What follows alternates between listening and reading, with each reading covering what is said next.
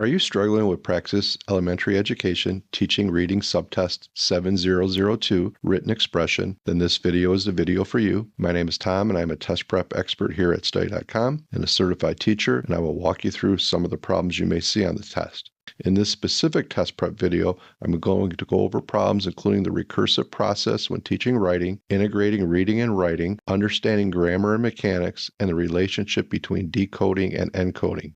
These are some of the types of problems you may see on the test. So let's get started in checking out some practice questions. Which of the following strategies best supports teaching writing as a recursive process that encourages self-evaluation and expression? Is it A, asking students to write a first draft without revising it? B, encouraging students to revise their drafts multiple times based on feedback and self-reflection? Is it C, giving students a set of instructions and asking them to follow them without reflection? Is it D, asking students to write a final draft immediately after receiving the assignment?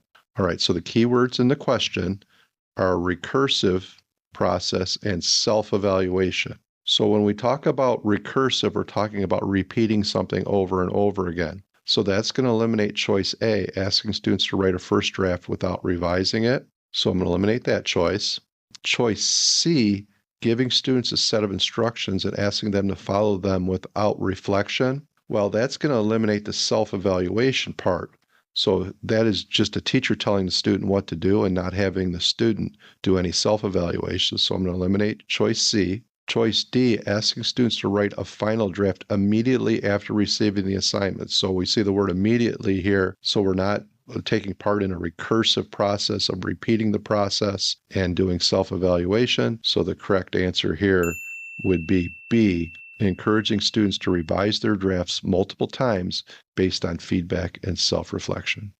Which of the following activities is most effective for integrating reading and writing in the classroom? Is it A, having students write a summary of the text they have just read? B, asking students to write a letter to the author of a book they are reading? Is it C, having students annotate a text and then write a response to it? Is it D, all of the above? Okay, so we're looking for the most effective method here. Choice A, having students write a summary of the text they have just read. That is an absolute effective skill, so I'm going to keep A for now. Choice B, asking students to write a letter to the author of a book they are reading. So that is definitely integrating reading and writing, and it's making a connection to something that they like, maybe possibly a book they enjoy. C, having students annotate a text and then write a response to it. Again, another effective strategy. So in this case here, the best answer is going to be all of these. So D, all of the above.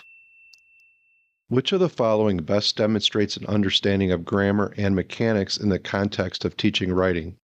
Is it A, focusing only on vocabulary and content during writing instruction? B, correcting every grammatical mistake a student makes in their first draft? Is it C, teaching students how to use punctuation, capitalization, and sentence structure effectively to convey meaning? Is it D, asking students to memorize grammar rules without providing writing practice? Okay, so the key part to this is we're working on mechanics in the context of teaching writing. So I'm going to eliminate choice A because choice A says focusing only on vocabulary and content during writing instruction. So it doesn't talk about the mechanics. So I'm going to eliminate choice A. Choice D says asking students to memorize grammar rules without providing writing practice. Well, we're trying to teach writing, so we will have to practice this. So I'm going to eliminate choice D. Choice B says correcting every grammatical mistake a student makes in their first draft. Well, in the first draft is just a start to this with the recursive process. So I'm going to eliminate that because we don't want to correct every single grammatical mistake. We want to let students see some of it, learn from it, and then revise it. So the correct answer here would be C, teaching students how to use punctuation, capitalization, and sentence structure effectively to convey meaning. Which of the following strategies best supports the reciprocal relationship between decoding and encoding skills in writing?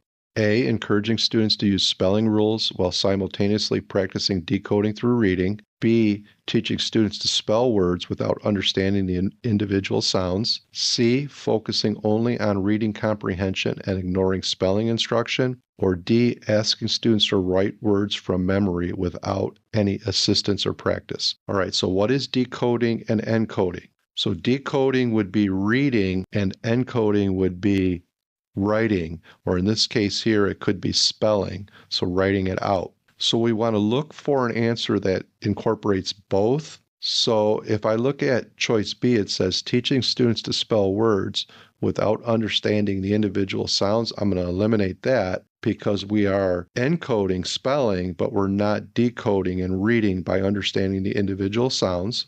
Choice C, focusing only on reading comprehension and ignoring spelling instruction.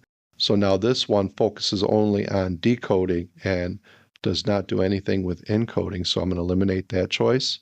Choice D says asking students to write words from memory without any assistance or practice. So again, we're only focusing on encoding and not decoding.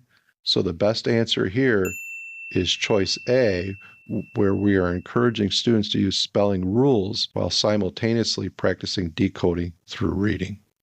Those are a few examples of the types of teaching reading subtest 7002 written expression questions you'll see. For more practice, check out our Praxis Elementary Education Teaching Reading Subtest 7002 playlist. And for even more detailed practice, strategies, and customizable study materials, head over to study.com and check out our Praxis Elementary Education Teaching Reading Test Prep course. Those who use study.com boast a 92% pass rate. Our courses include full-length exams, hundreds of authentic practice questions, and short, targeted video lessons.